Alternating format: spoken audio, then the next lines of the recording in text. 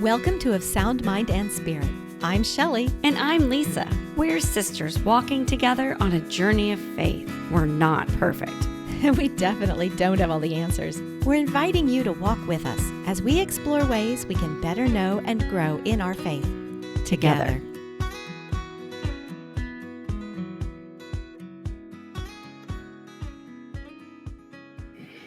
Welcome back to another episode from Of Sound Mind and Spirit. I'm Lisa. And I'm Shelly. And we are so glad to have you here with us today, to all our listeners. And especially because this episode is a little extra special, I'm going to flip the script. I am going to interview Lisa. Yes. I recently returned from my very first pilgrimage. It was called Warriors of France, and it was with Select International Tours. I know. Lisa, I'm so impressed. Yeah, over the course of 2 weeks, for everyone listening, Lisa and her group visited some of the most sacred Catholic sites in France. She went to Lisieux, Mont Saint-Michel, Lourdes, and many more. Lisa, I guess you could say you were kind of walking in the footsteps of some of our favorite saints, like Saint Therese of Lisieux, Saint Bernadette, Saint Joan of Arc. It really was a life-changing trip, which we're going to talk about. And I went without going with a friend or knowing, a buddy on the trip. So that was a big step for me. Well, that's great, Lisa. Today, we're going to talk about what it was like for you to say yes to that, explore some of the moments of grace that you experienced, and look and see how God was working through all the beauty and the challenges and the friendships you made along the way. Right. So, dear listeners, grab your coffee cup. I have mine right here. Settle in and join us as we dive into what it means to be a warrior of France and how all women, how we can answer God's invitation to step out in faith. I think for our listeners, we should first kind of set the scene. How did you hear about a Warriors of France pilgrimage, and what made you decide to go? The invite came through Facebook, like so many things these days. You're scrolling. And I've been seeing a lot of people been going on pilgrimages. And you and I have talked about this on the podcast. And I'd never been on a traditional pilgrimage. I've traveled a lot, but not in a Catholic way, in a spiritual way.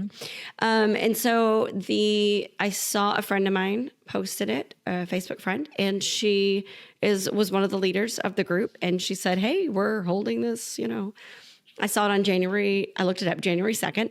It had all the normal places, Lisieux, Lourdes, which I've never been, always wanted to go.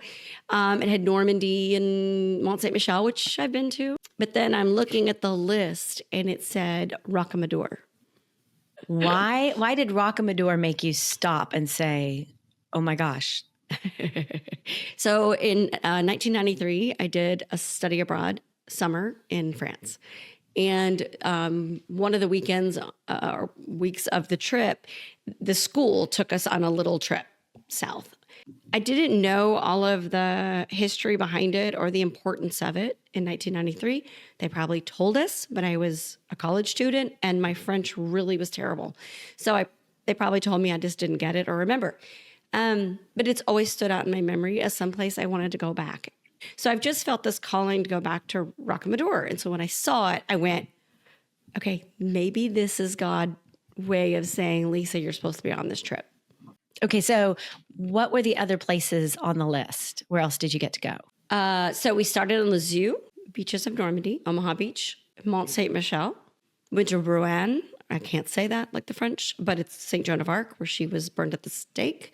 Paris. We spent a couple of days in Paris seeing a lot of churches and other important church things. Then we went to Tours, and then Rocamadour, and then we ended in Lourdes. Okay, so Rocamadour is near the end.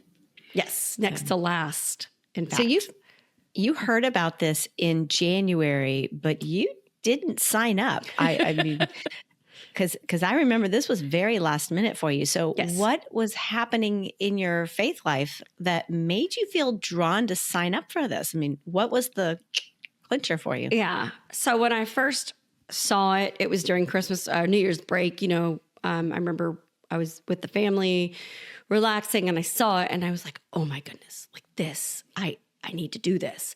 And I talked to a good friend of mine and I told her all about it. And I'm like, I need to do this. I feel like this is something I should do and I should do by myself. I think Which is why you didn't tell me about it. I did not tell you about it. I didn't tell you about it until I signed up, I think. So I know. Just throw that out there for the listeners. I didn't tell my husband about it either. I didn't tell anyone else about it. I did email the person who had sent it. I messaged her back, Alexis. I messaged her back for information. She sent it to me. So very early on, I was interested. Yeah. And then I sat on it and I did nothing. And every so often I would be like, something would pop up, usually on Facebook, and I would say, ooh, I wonder if there's space. I wonder if I should go on this. And then out of the blue, Alexis would message me and say, are you still interested? And I'd be like, oh, that was creepy weird. That had to have been the Holy Spirit. But then I did nothing. Again, didn't say a word to anyone else. And then August comes around. So we're now to August. Mm-hmm. August comes around and I'm still kind of on the fence. I'm like, I should go. I really think God's calling me to go, but I just couldn't pull the trigger. And I said, well, let me look up one more time. And if they have it, I'm making deals with God. Like, if you have a single room left, I will go. And sure enough, there was a single room left. And I'm like, okay, that was okay. I didn't do it. So finally, Labor Day weekend, we're in September now, y'all. Labor Day weekend. And the trip is October. A trip was early October, yeah. Labor Day weekend, I did it again. And sure enough, Alexis sent me a message. And she said, we have 4 spots left. And the deadline's coming. I'm like, ooh. I think that's when you told me. Yeah. And that's when I told my husband. Yeah. And I just needed that push comes to shove moment. I think I was being called to go. I know God was telling me to go. I just was super nervous. I kept coming up with roadblocks on why it really wasn't a thing. Like it wasn't really a thing. But it was. And when I told my husband, he was like, wait, what? When is this? But I'm like, honey, it's in 4 3 weeks. Yeah. And he was really good. He was just kind of overwhelmed with it. And I gave him a day or so to process that I was asking to go to France for 2 weeks and go on this pilgrimage that I'd been pining about and had mentioned to him for 8 months, which was weird. And sure enough, he was like, just go. Like, you want to go this badly, just go, sign up. And so I did. And then I started telling people. And I want to put it on the record that I didn't hesitate. I told her to go immediately. Yeah. The second she told me, I was like, what are you waiting for? I don't know. And she gave me her whole litany of things. And I was like, yeah, throw all that out the door, Lisa. Yeah, this is definitely everything you just told me, which is the story she just told y'all. It was like, you got to go. The fact that every time, I'm so glad you went. The fact that every time it came up, Alexis would send me a message just out of the random blue was crazy. So I felt like that was, I told her that she was one of God's messengers helping me sign up for the trip. Yep. I'm going to make sure that Julie Storr hears this. We had her on earlier this year about hearing God's voice, hearing God, because I think she'd get a laugh out of it. I think she would too.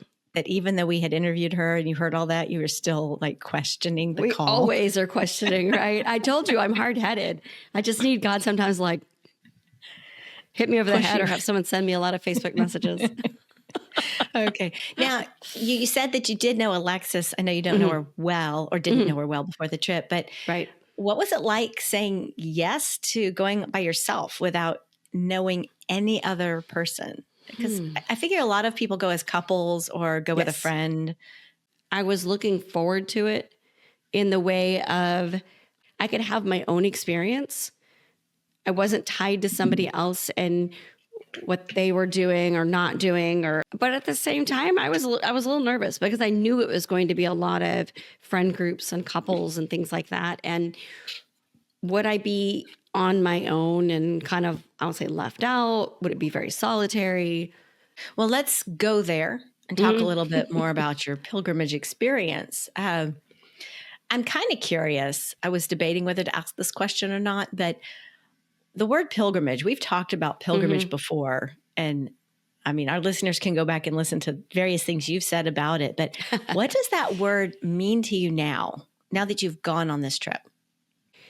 I think the word pilgrimage for me means to be focused on each place and the experiences that you have in a God-centered way. So as I went to each place, rather than, oh my gosh, this is beautiful, what was the history? To really stop and think about it from a faith-based point of view. And then to allow myself the space and opportunity for God to kind of teach me or let me know what I was meant to experience. And that sometimes those weren't the most fun lessons, sometimes it was very confusing. And it's been hard coming back and trying to figure it all out in my head. So I'm really grateful we get to do this because hopefully this will help me process some of it. You know what I just heard you describe? No, but Life. yeah. Life with an eye towards God. I think life the way God meant us to live it. Mm-hmm. Going through, some things are uncomfortable, some things are boring. Traveling on that bus you told me about. But that there are different people with you, that you're brought into a place that maybe you've looked at differently or you've looked at in one way and now you're looking at it differently. And that you're still kind of processing your place in it and your relationship with God. You just described life. And I think that's really beautiful that God could take that and wrap it up in that way to you. Because I'd never thought of the word pilgrimage like that until you started describing it. Yeah. So, all right. Now, you told us you went to some really amazing places, right? What site moved you the most deeply? My and goodness. Why? I mean, was there a moment that you had just a really unexpected connection there? Gosh. I will say there were a couple places, well, many. It was kind of the running joke on the trip. They're like, Lisa, have you been here before? I'm like, yes. I mean, shoot, let me just say, we stopped at a gas station because the bus driver has to take potty breaks, You'd been to the gas station. I'd been to that gas station. That exact gas station. Oh my goodness. It was so I did. It was the funniest thing. So I took a selfie and I have a picture of my family, of us in front of that gas station. So I'll have to share that on social. That was kind of a running joke. Like, Lisa, have you been to this parking lot before? I'm like, not this one. That one over there. Yes, not this one. Sure? Yeah, that was funny. I'm sure I was annoying. I'm sure I was really annoying about it. So I was concerned that some of the places I'd been before wouldn't have. I'm like, meh. But I will say, like Mont Saint Michel, going there again, I had the biggest grin. I loved it. I absolutely loved it again. I would say Lisieux was the hardest for me because it was the first day. And I feel like Lisieux and Lourdes come with so much expectation, I think is the right word. St. Therese has been a favorite of mine for many, many years. And I think going there, especially right off the bat, you're just like, here you go. Don't you feel the amazement of this place? And don't you feel, like all the things. And you're like, oh, I haven't slept in like 36 hours. And I don't know y'all. And like, oh my gosh. So I can't say I was deeply moved at Lisieux. It has nothing to do with our dear saint, St. Therese and her parents, Louis and Zélie Martin. They're still dear to me. Lourdes, I kind of felt the same way though. It was so much pressure and expectation. But I will say, and I don't want to say this because it's going to sound cliche and of course, but the last day in Lourdes, we were in Lourdes for 3 days. And I think it was a culmination of, it was the last day of the trip, of the pilgrimage, sorry. It was the last day of the pilgrimage. It was the last day in Lourdes. And it was our only free day. Sorry. It was our only free day. So, which if you know Lisa, that was huge to do that. So I would say there was mass that morning. We started the day with mass, 6 a.m. mass in the grotto, and it was pouring down rain, and it was dark. It was dark. It was pouring down rain. We're all deeply exhausted. I'm standing in ankle deep water with an umbrella and a rain jacket and a baseball cap. And I think I cried the entire mass. And I can't say what it was. It was just like of course, God, of course, this is our last mass of the trip. You know what I mean? Out here in the pouring rain, in the dark, I can't really see because there's umbrellas in the way, okay. That's the way we're going to do this. And then spending my time that day just on my own, walking around and having just my own, very much my own, very personal experience, So I think that was, I'm going to jump in here and say something for our listeners, because you've told me this not on the podcast. For our listeners, you have to understand, Lisa likes to be in control.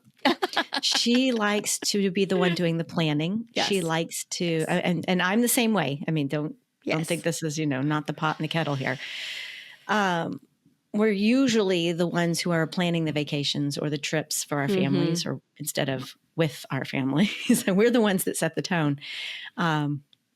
And so for Lisa, going on a pilgrimage, a trip where she is not in control of what time are we getting up and what time are we being somewhere, and how long do we have to pray in this spot before we need to walk to another spot, and we're all meeting up, all 40 or 50 of us, right?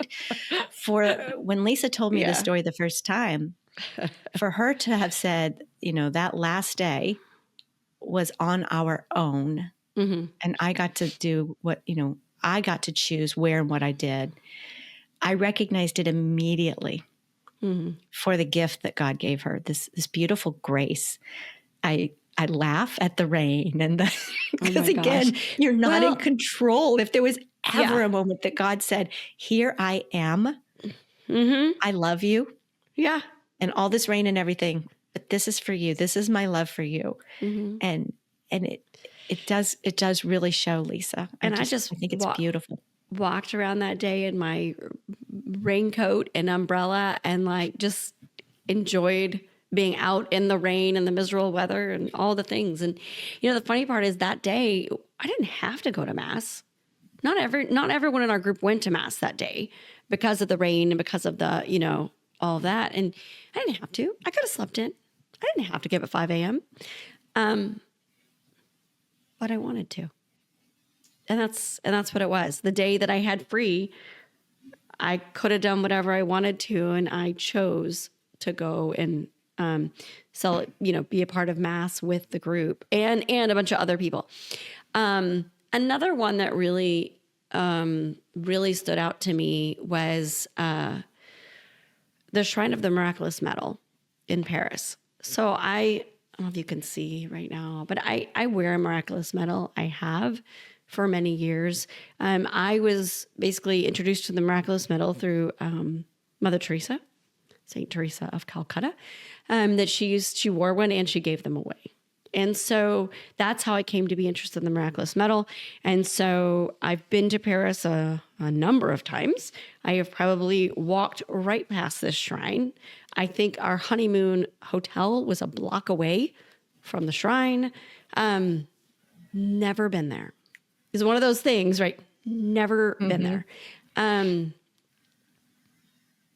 I just walked in and just had this, you have to, I'll share a picture. I was going to say Google it, but I'll share a picture.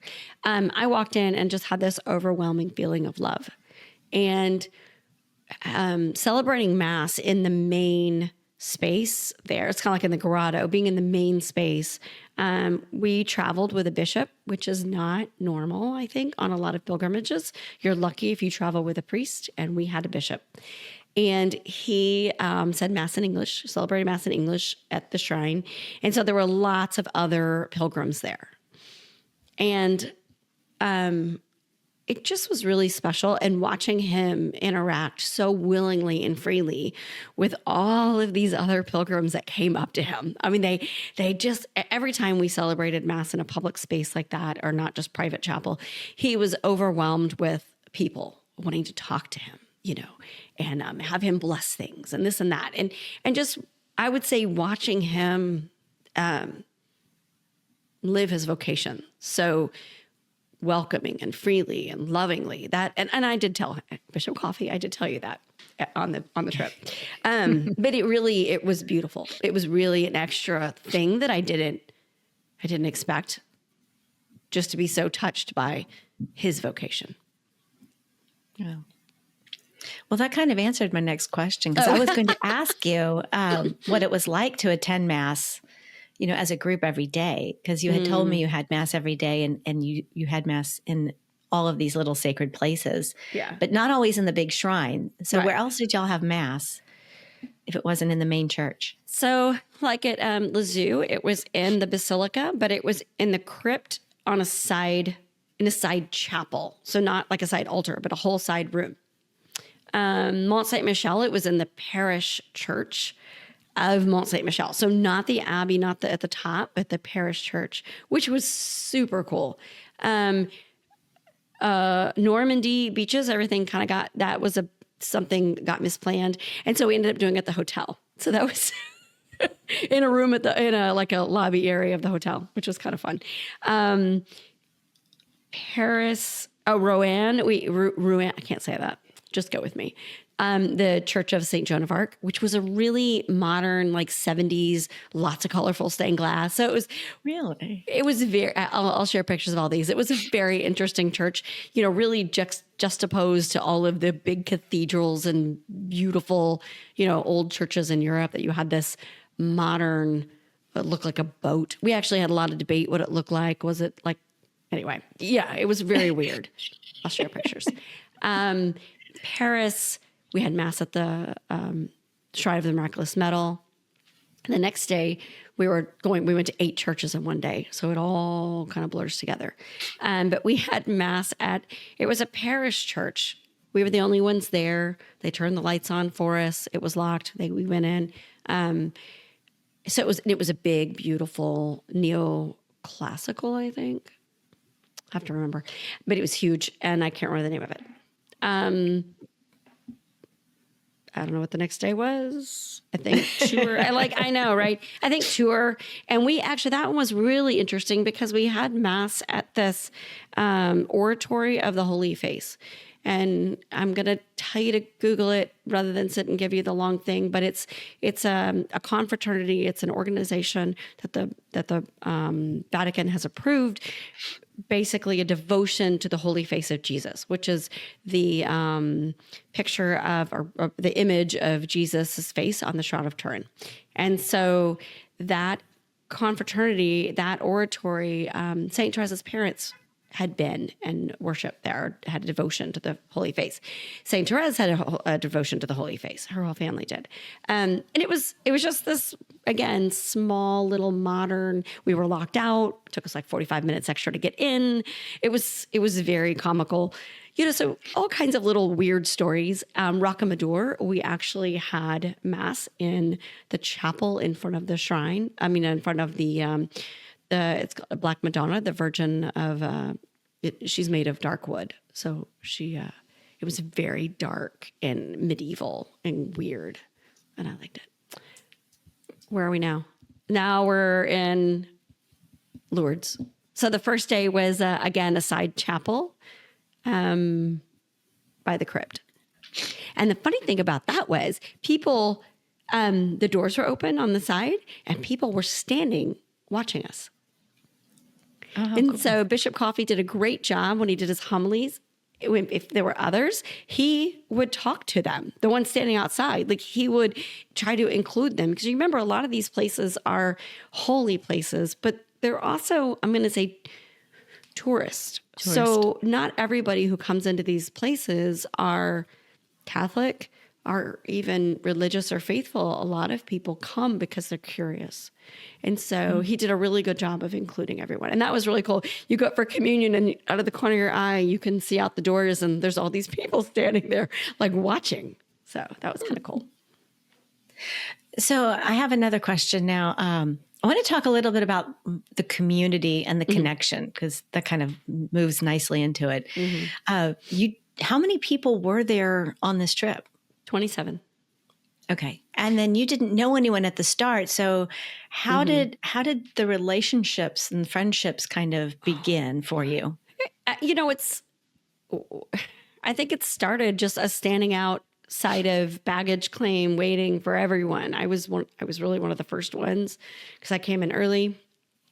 And we just kind of naturally, awkwardly started chatting. And then we had a really long bus ride.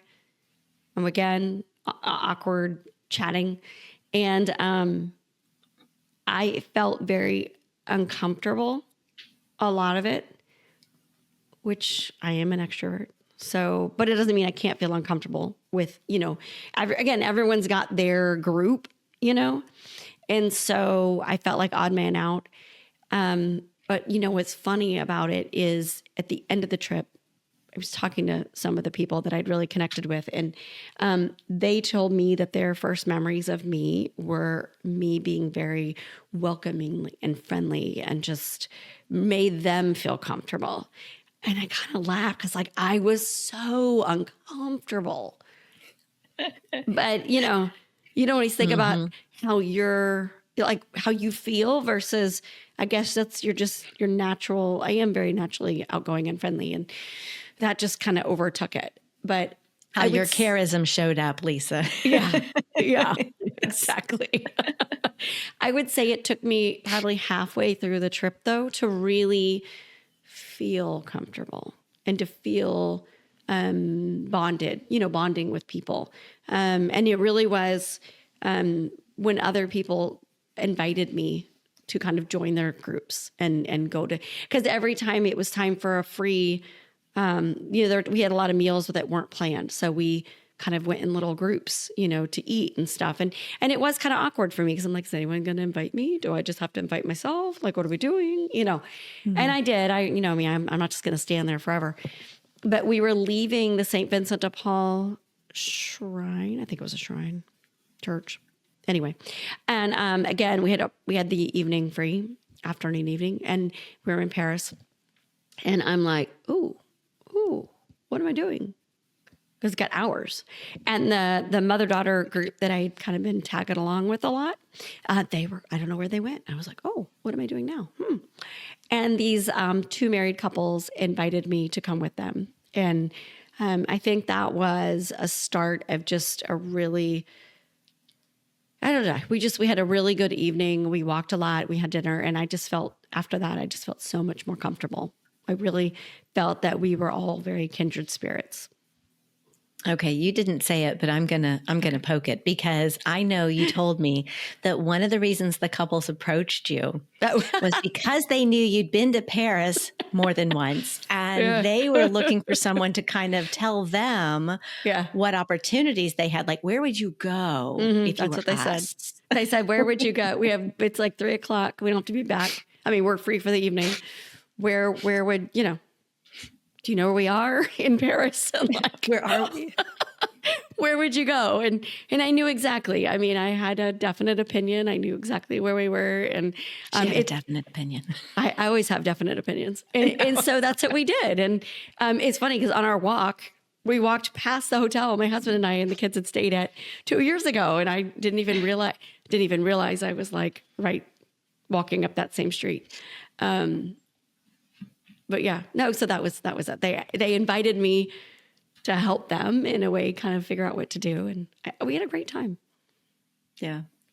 I remember that. Sorry, but I knew you told me that. And I just thought that was such a Lisa thing that you were there to be helpful. So here you were feeling uncomfortable. What do I do by myself? And here were this group going, where should we go? Well, let's ask the one person we know. Have you been everywhere? Yeah. Right. Have you been here? Yes. And see, again, I like to think of that God had you there for that encounter, for that engagement too, because Yeah. it helped you to really blend in and develop more community there. So, was there anyone else that you met that had a particularly strong impact on your experience there? Oh gosh, I would say so many of them. I mean, really, I got to know everybody at least a little bit. I would say some more than others, and some I wished I'd gotten to know more. Because you know, we always sat in the same spaces on the bus, even though they always tell you don't do that. We did it. There are many of them that I will definitely keep in touch with. I would say almost all, but you know, many that are closer than others. Our WhatsApp group chat is still going crazy. We've been back, I don't know, a couple weeks, 3 weeks at this point. And oh my gosh, even this morning, there were like 10 messages before 10 a.m., like everyone chatting, you know, about, I think Bishop Coffee was on EWTN this morning or something. So they're all chatting about it. And like, oh, there's this event. And who's going to go to this event? And then like, what about this over here? And so I Was think there anybody else from our area or from Texas? Sorry. No. The closest, we had Louisiana, we had New Orleans, we had Oklahoma City, Kansas. Had a lot of Philadelphia, Maryland, Boston. So pretty spread out. Yeah. I would say all central and east. I don't think we had anyone going west. If you are and I forgot, I'm sorry. Okay, so now I want to kind of get to what some of our listeners might be wondering, which is how did your personal faith really change being on this trip? Did it change? You know, in what ways did going on this pilgrimage, what challenge or strengthen your faith? You know, what changed for you? That's something I'm still, I think, trying to work out, I will say. There was some really neat things. I definitely am interested in St. Joan of Arc now. I hate to say, as many times as I've been to France, like St. Joan of Arc has never been on my radar, which is crazy. And Jamie Stewart-Wolf, who was one of the leaders on the trip, she is very dedicated to St. Joan of Arc. And she popped up everywhere. I mean, Joan was everywhere. So maybe Joan, that was the joke. Like, now Joan's stalking me. Like, you know, so I have to pay attention to her. There were all these kind of just differences, you know, like different spirituality, different things that we did away from my usual way. I thought that I would go on this trip, pilgrimage, sorry. I thought that I would go and I had my own room and I really thought I brought a huge journal, brand new. I thought I would be writing and I would fill that sucker up. No, not at all. Didn't write a word. Not ever. I was emotionally and physically exhausted every day. Nope. Yeah. So I think that was interesting. And I think, and I heard more than once, God kind of tell me to just like, leave it alone. Like, just soak it in and experience it. So be still and know. Right. Don't try to make sense of it. Just be in the moment. Especially when you're, so Notre Dame, it's open now. Haven't been there since the fire. And I was able to go and pray right in front of the Pieta behind the altar. So altar, there's another space and then Pieta. And so I'm on front row, right in front of me. And I'm like, this would be a beautiful picture. This would really be pretty. But it said no cameras and no phones. God, how mad do you think they'd be if I whip out my phone right now and take a picture? I'm like, right here. And I debated it in my head. And I just had this calming moment of like, it's for you. Like, It's fine. Just leave it alone. So I think that was my overall on the trip, was not everything has to be, I need to write, I need to share, I need to do this. And here I am on a podcast talking about it. But like, but just experience it. Experience what I have to offer you in this moment. I think that's so beautiful that God met you there and revealed something like that for you. That, something about who you are and said, no, I got this. That's so amazing. Yeah. Quit being busybodied and just sit. Yeah. So I have another question for you, Okay. but it occurs to me that you have a story about, is it Rockamador? Is that how you say it? What was the name of the place? It's Rockamador. So I'm laughing because of where you're going. Oh, yes, I'm going there. I should stop telling you things. You should. You shouldn't have told me before we interviewed on the line. Yeah. Go ahead. Okay. So I know that you told us at the very beginning, though, that the reason you went on this trip, the inspiration, the call was Rockamador. Right. But you haven't told us about what it is and what happened to you there that you got to return. So you are on, girl. Go. Oh, you want to know my frustration. You want me to talk about that? Okay. I want you to talk about that moment that God showed you who you really are. Yes. Another one of my charisms. So I was terribly excited, as we all know, to go to Rockamador. That day on the bus took it was a long day, like really long day. And it should have been kind of we kept stopping. Should have been like a relaxed drive, but I am not always very relaxed, and I had a mission, and the next stop was my mission. And we get there, and it is very much like, okay, there's an elevator. And we're going to take the elevator down, and it closes in like an hour. So we have to take the elevator down, be very quick. We're going to have a very quick mass. We're going to get in, we're going to get out, and then we're going to take the elevator down to the hotel because it's on the side of a cliff, remember? And we have to do all of this in the next like hour and a half. And then we're leaving in the morning. And I'm like, wait, whoa, hold on. Like, no. Like I was so and it was raining again. It was before. This is when we caught the rainstorm on the second half of the trip. I was like, oh no. That's not what God had for me here. So we need to. I haven't told anyone else on the trip this. So God bless y'all. Y'all didn't know I was thinking all these things. So I was like, oh, I don't think so. So it got delayed a little bit because we did take the elevator down, and I was so angry. Not gonna lie, I was so angry. And then we got delayed getting into the chapel because keys and whatever. So we got in there, and then everyone is like busy, while Bishop sets up for mass, and I'm like, shh, everybody, shh, this is my spot. This is where I am meant to be. Just stop it. I didn't say anything, of course. But that was my mind. And I'm like, God, they just don't understand. Oh, I'm so extra. So it was, Shelly's dying laughing. If you're not watching this on YouTube, you need to, just for watching her dying. So anyway, we celebrated mass. I know you. It was a pretty short mass because of the elevator situation, right?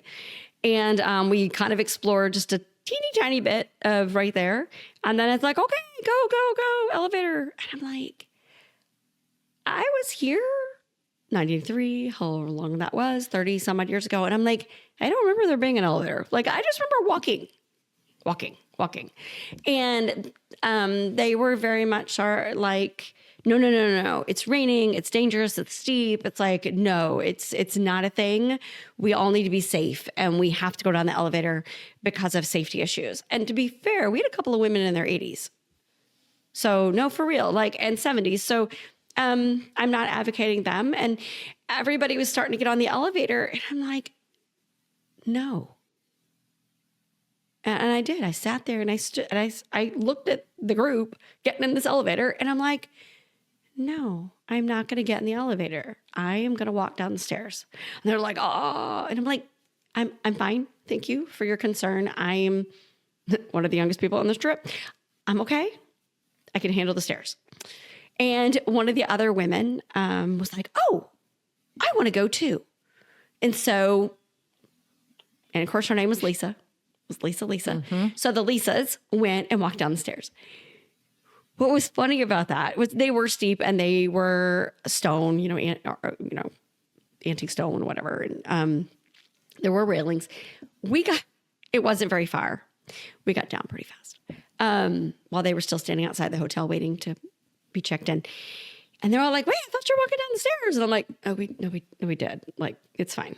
So this is the charism thing that Shelly's talking about. So me being me, everyone's like, wait, how was this? Was it okay? And I'm like, you're fine. If you could do Mont Saint Michel, easy peasy. Next thing you know, like everyone's like, oh, well, in the morning, because they said the bus was going to pick us up at the top again. We had our elevator tickets. And everyone's like, oh, well, I want to walk up. I want to walk it. So the first part is the stairs to the chapel.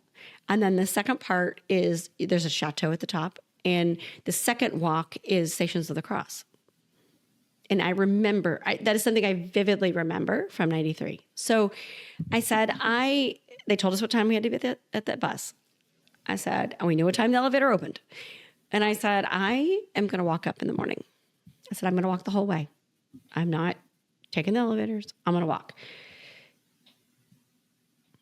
And I said, anybody wants to come with me? You can come with me. But this is what I'm going to do. Oh my goodness. I would say over half of us walked. Mm-hmm. And it wasn't terrible. I mean, it really wasn't terrible. But I understand, from the it's raining and slippery perspective that, you have to be on the safe side. I get all that. So with one of the other women, we all kind of started out together and then we kind of split up and, did our own things. And then one of the other women and I walked all of it. And then we went to the chateau. We even paid our little €2, went into the chateau, walked around, came out. And I'm like, it's only 9:30. I don't know if it was 9:30 quite yet. Well, the gift shop opened at 9:30. And I really wanted a gift shop because I have a postcard from Rocamadour. I had several postcards from Rocamadour from 93. And I really wanted Our Lady of Rocamadour. I really wanted a statue of her. And so I'm like, we could just like hop back down. We don't have time to walk down and up again. But so I bought us new elevator tickets because I wasn't sure ours would work. And we took the elevator back down to the middle level, shopped, and then elevated it back up and still made it in time for the bus. So that was my, I would say, I don't know, obstinate charism. What charism are you going there for, Shell? Actually, I was thinking that what saint was stalking you again on this trip? Saint Joan of Arc. Mm-hmm. So the being bold and kind of, I hate to say pushing back, but knowing what you were called to do there. Mm-hmm. I kind of have a feeling that she was, I like the image that she was kind of in the behind you kind of going, now tell them this. Now do this. Oui, non, go. Yeah. Alonzi, we, and it was beautiful. And having that opportunity to just go at my own pace and to walk up and, I don't know, that was it's what I wanted. I mean, that was kind of just the whole of what I wanted to see, the statue of Our Lady again and, walk through the chapel and then, and I should have brought her, but she's in the other room, the statue, but I haven't put her on my little Mary Shrine bookcase yet. No, I think again, when we were talking about pilgrimage and life, that's a very you thing. That's a thing about your personality, which is you're going along, but mm-hmm. at some point you're going to do what God called you to do. And he called you to see that place. So Yeah. I thought that was a special story. That's Yeah. why I asked you. So, and the fact that your charism of leadership kind of meant that people gravitated toward you to go, really? You're like, take charge, let's go. Mhm. And that's who you are. I mean, if y'all know my sister, that's who she is. So I'm the one in the background going, what about this? What about that? She's like, let's do it. Boom, off we go. Yeah, I All would right. say, just to flip back to one of the questions you said, what was one of my takeaways and of what God was telling me on this trip? And I really felt, and I think I told you this, I don't know, that God was reminding me of who I am and that it's okay. I think that the last few years I've been a little more timid in a way, and I can't get into all the reasons why, but just kind of holding myself back a bit. And I think on this trip, because I didn't know everybody. I mean, I knew one person, but I mean, I didn't have a bunch of close ties. I could just, I don't know, I didn't worry about all the things. I just was who I am. And there are other times I'd worry, like, am I talking too much? Am I being annoying? Am I doing this? Am I doing that? And you know what? None of that crossed my mind. I could have been annoying, and I was talking too much. So, but I just was who I was. And so the fact that at the end, like those other pilgrims were telling me that I was so welcoming and friendly and made them feel comfortable. I think that was just a moment that, it was like, God was like, see, you can be you. Like, you don't have to worry about if you're coming across too strong or too whatever. And the same thing with the Rocamadour walking. It's just, I didn't make anyone else do anything. I just asserted what I knew I was supposed to do and encourage the others if they were interested. So, and not everyone did it. I would say a little more than half. And I dare say I saw pictures of you. Your clothes didn't always match either. Your raincoat with your umbrella. And that's not, I was a hot mess. I really tried to do well with the clothes. Which, if you know Lisa, that's another thing. She does. Strive is too strong of a word, but she does look for opportunities to make sure that she's put together when she goes. Yes. So, and she has lots of experience with it. So that's why I laughed. You posted a picture on social about not matching your umbrella to your rain jacket one day, and I was laughing at that. Yeah, it all clashed. It was. I'm wearing the same clothes for 2 weeks. Was a lot. Mm-hmm. Like, oh, look, we all kind of laughed at it. Like, do you have any other clothes, or have we seen them all yet? I'm like, I think I got one more shirt. We did chat about that. It was kind of funny. Yeah. Well, that's a good segue into some practical takeaways that I wanted to ask for our listeners, Lisa. I have not been on a pilgrimage like what you've experienced. So I'm curious, what would you say to someone who's considering going on a pilgrimage, but maybe feels hesitant, or maybe even because they don't have a partner to go with, they want to go alone, but they don't really know what to expect. What would you say to encourage them? Be honest with yourself. Why do you want to go? Are you wanting to go just because it seems cool and fun and everyone's doing it? Or do you feel like, God's calling you to step out and do it? And then going by yourself or not, the same kind of thing. Be honest with yourself about who you are and what kind of experience you feel that you need right now. If I know that not everyone would be okay going by themselves. And that's perfectly fine. It is a big deal. And it was a big deal. And there were times where I was incredibly lonely, where, everyone's, people got their spouses and I very much missed my husband at certain moments, that I wish like I wasn't standing here in front of the Eiffel Tower sparkling, taking a picture by myself, or I'm taking everyone else's pictures because I don't have anybody. There were moments that were really hard. So I just say, be honest about it and then take it to prayer. And, if you really feel that you're supposed to go, then just do it. take a leap of faith. And that's what it is. And just trust that, what do they say? Like, are your reasons for wanting to go kind of holy and good and pure, and are your reasons for not wanting to go, are they something you really should listen to, or is it fear of the unknown? And I think that was for me. It was fear. But in the end, you heard and listened to God. He just kept Facebook messaging me. Through your friend. Through my friend, yes. Yes. Okay. So I want to ask just a little bit. I've seen Select International. That's the group that basically put it together. I've seen them online before, but I didn't know anybody who'd been on one. How would you say that they enhanced the experience, or how did they do? Well, I don't have any other experience to compare and contrast. So, I mean, that's true. I can't really speak to how they're better or worse than any other group. All I can speak to is my experience.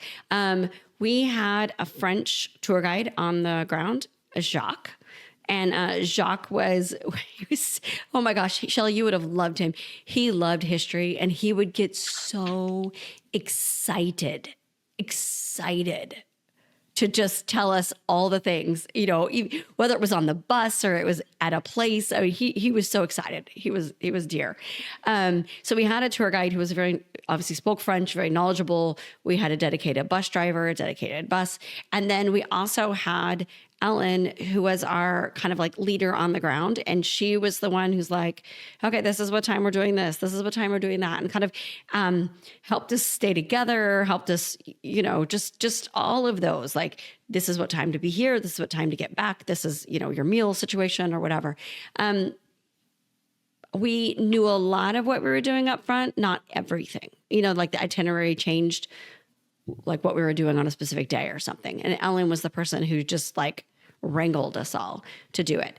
And then we had Alexis and Jamie, who were also leaders, who did a lot of talks and, helped us go a little bit deeper, maybe as to what we were doing each day. So I thought, and then of course, Bishop Coffee coming with us and having mass every day. So I thought that overall it was a very well organized, like you said, being a person who likes to be in control. My issues with it were my issues and not anything that they did.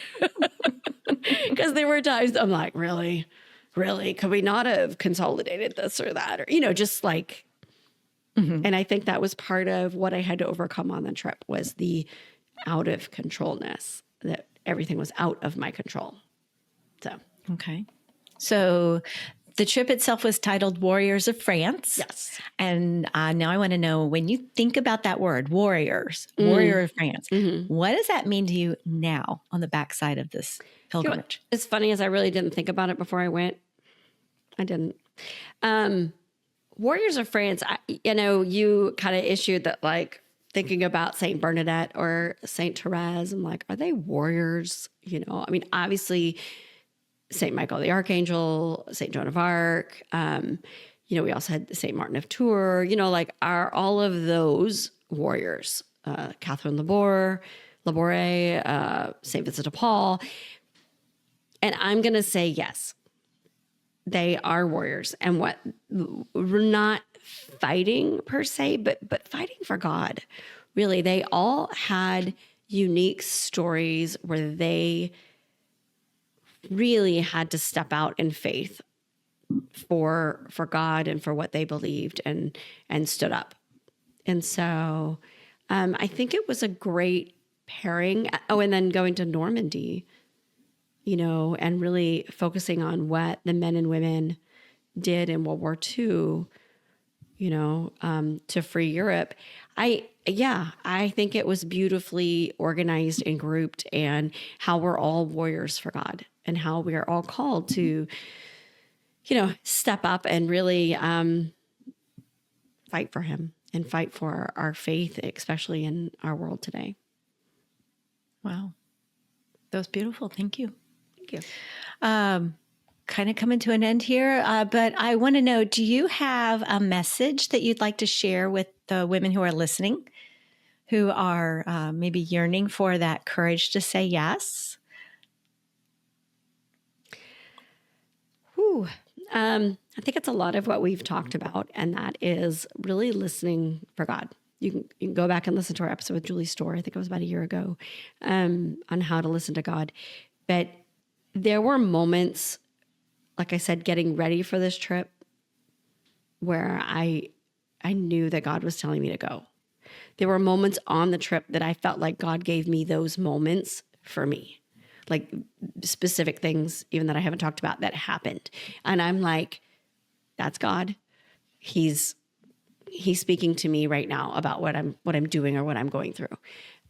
So I think that the thing for all of you out there, if you're questioning about an invitation or courage to say yes, is just spend time listening and seeking God in your life, and how is he working in your life? Because you know he's there. We just have to pay attention to him. And I'm not going to say there's like one way to do that. However you want to do it, whatever is your devotion or the way you want to, whether it's walking in nature or silence and prayer or the rosary or adoration or going to daily mass, whatever it is. And then I would say, you could tag on to these warriors of France and pray and ask them to pray for you, and ask them and the Holy Spirit for an increase in courage and faith to answer a call that you feel like you feel as God's putting in front of you right now. Oh, that's great, Lisa. I have to tell you, beyond the actual, trip aspect of going on this pilgrimage, it sounds like a really intense journey that you've had, and a deep, loving experience. I love hearing, especially the stories where God met you and you truly encountered him. It's just absolutely beautiful. Thank you. I think it happened differently than I expected. I have to say, I don't know that we all have to travel around the world to find those moments.